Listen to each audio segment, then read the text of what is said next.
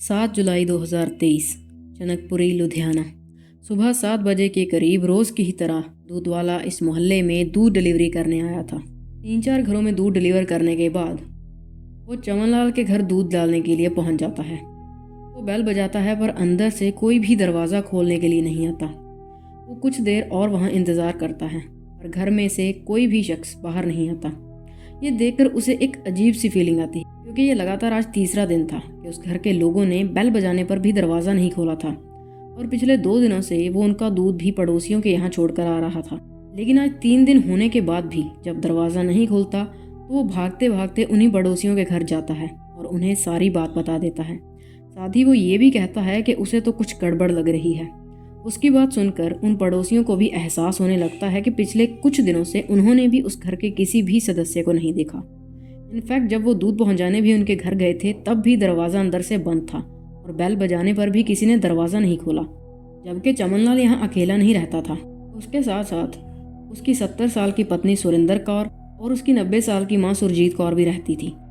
चमनलाल एक retired government employ था और उसके 4 बेटे थे जो कि इटली, कनाडा, न्यूजीलैंड जैसे अलग अलग देशों में रहते थे। लेकिन आज से पहले कभी भी उन्होंने ऐसा नहीं किया था। तो और टाइम ना खराब करते हुए उनका वो पड़ोसी और दूध वाला डिसाइड करते हैं कि वो उनके घर की दीवार कूदकर उनके घर के अंदर जाकर देखेंगे कि आखिर मसला क्या है, या कोई घर में है भी या नहीं। तो दूध वाला उस पड़ोसी को दीवार चढ़ने में मदद करता है और खुद वहीं दीवार के पास खड़ा हो जाता है। वो पड़ोसी घर के अंदर जाता है और तकरीबन 5-7 मिनट बीतने के बाद वो भागता भागता बाहर आता है।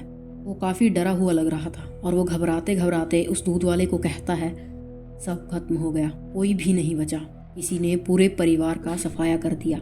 ये सुनकर दूध वाला भी काफ़ी डर जाता है और वो तुरंत पुलिस को कॉल कर देता है। पुलिस तुरंत जनकपुरी पहुंच जाती है। पुलिस के आने तक वहाँ लोगों की भीड़ जमा हो जाती है। इसी तरह से पुलिस वाले घर के अंदर दाखिल होते हैं और घर के एक कमरे में उन्हें परिवार के तीनों सदस्यों की खून से सनी लाशें मिलती हैं। दोनों औरतों की लाशें बेड पर पड़ी हुई थी जबकि चमनलाल की बॉडी बेड के ही पास नीचे फर्श पर पड़ी हुई थी। और इतना ही नहीं, उस कमरे में गैस का सिलेंडर भी पड़ा था जिसकी पाइप कटी हुई थी और उसी के पास काफ़ी सारी धूप पत्तियाँ भी जली हुई पड़ी थी, जिससे पुलिस को ये अंदाज़ा हो गया था कि कातिल ने इन कत्लों को छिपाने के लिए वहाँ गैस लीक करी थी, जिससे सबको ये लगता कि पूरा परिवार गैस सिलेंडर के फटने की वजह से मारा गया है। लेकिन उसका ये प्लान फेल हो गया था। इसके अलावा उस कमरे में फर्श पर काफ़ी पेपर्स वगैरह बिखरे पड़े थे और अलमारियां भी खुली पड़ी थी, जिससे ये जाहिर हो रहा था कि ये कत्ल ज़रूर लूटपाट के इरादे से हुए थे।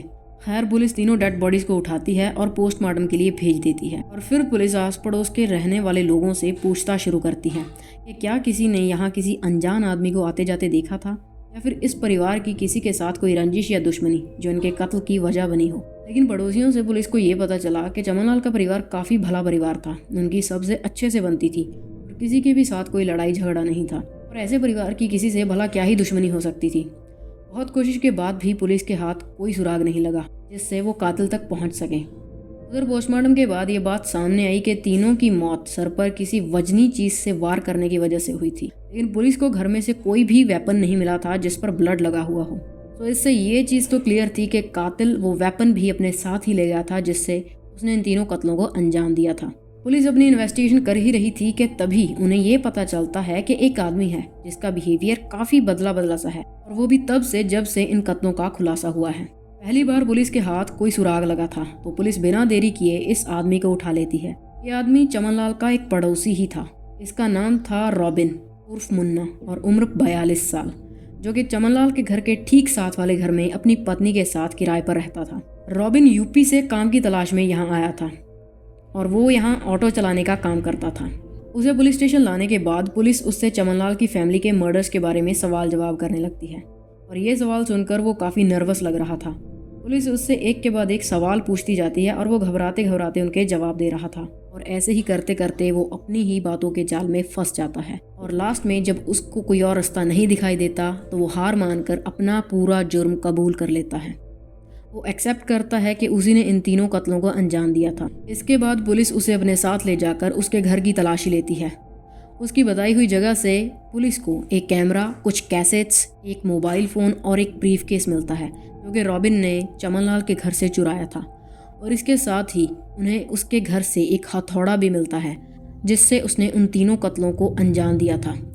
पर इन कत्लों के पीछे आखिर वजह क्या थी? क्या रॉबिन ने ये कत्ल सिर्फ चोरी के मकसद से किए थे? तो नहीं, दरअसल इन कत्लों के पीछे की वजह थी रॉबिन का कोई बच्चा ना होना। रॉबिन की शादी को 5 साल हो गए थे, लेकिन उसका कोई भी बच्चा नहीं था। और इसी बात को लेकर चमनलाल की बीवी सुरेंद्र कौर उसे अक्सर टोंट मारा करती थी कि तुम्हारा कोई बच्चा क्यों नहीं है?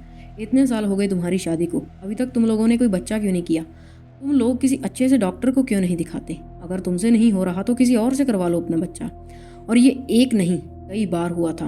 और सिर्फ रॉबिन ही नहीं, वो रॉबिन की पत्नी को भी ऐसे ही सवाल जवाब किया करती थी। रॉबिन और उसकी बीवी पहले ही काफ़ी परेशानी में थे क्योंकि उनकी कोई संतान नहीं थी, और सुरेंद्र कौर की ये बातें उसके जख्मों पर नमक छिड़कने का काम करती थी। रॉबिन को उसकी बातें सुनकर उस पर बहुत गुस्सा आता था, और ऐसा ही कुछ 5 जुलाई की दोपहर को भी हुआ। दरअसल उस वक्त बारिश हो रही थी और रॉबिन अपने घर की छत पर बैठा अपने मोबाइल पर वीडियोस देख रहा था।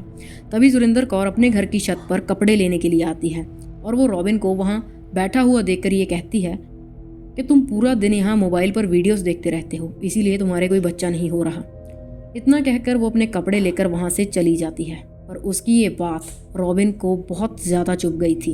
वो उसी वक्त अपना फ़ोन रखता है और एक हथौड़ा उठाकर सुरेंद्र कौर के पीछे पीछे उनकी छत पर चला जाता है। जब वो उनके घर में दाखिल होता है तो वो देखता है कि सुरेंद्र कौर वॉशरूम में नहा रही थी, तो वो वहीं बैठकर उसका इंतज़ार करने लगता है। जैसे ही वो नहाकर बाथरूम से बाहर निकलती है और अपने कमरे की ओर जाने लगती है, रॉबिन पीछे से हथौड़े से कई वार करके उसे मार डालता है। सुरेंद्र के पति चमनलाल भी उसी कमरे में सो रहे थे, तो ये आवाज़ सुनकर उनकी भी नींद खुल जाती है।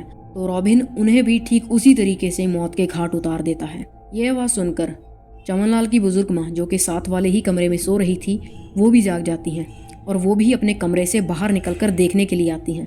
लेकिन जैसे ही वो रॉबिन के सामने आती हैं तो रॉबिन उसी हथौड़े से उनकी भी हत्या कर देता है। और फिर वो तीनों लाशों को एक ही कमरे में रखकर रसोई से एक गैस का सिलेंडर उठाकर लाता है और उसकी पाइप काटकर उसके पास में काफ़ी सारी धूप बत्तियाँ जला देता है। और इस पूरी वारदात को लूटपाट के इरादे से हुए कत्ल में बदलने के लिए वो चीज़ों को इधर उधर बिखेर देता है और कुछ सामान चुराकर अपने साथ भी ले जाता है और ऐसे एक्ट करता है कि जैसे कि कुछ हुआ ही ना हो।